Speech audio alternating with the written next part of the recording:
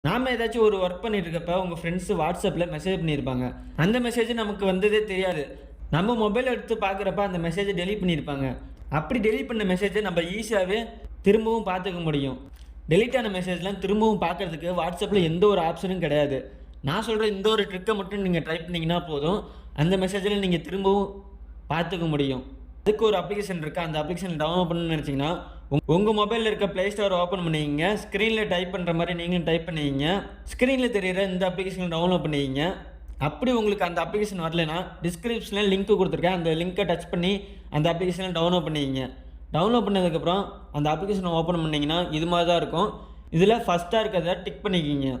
அதுக்கப்புறம் நீங்க எந்த அப்ளிகேஷன்லேருந்து மெசேஜ் டெலீட் பண்ணதெல்லாம் பார்க்கணும்னு நினைக்கிறீங்களோ, அந்த அப்ளிகேஷன்லாம் நீங்க செலக்ட் பண்ணிக்கங்க.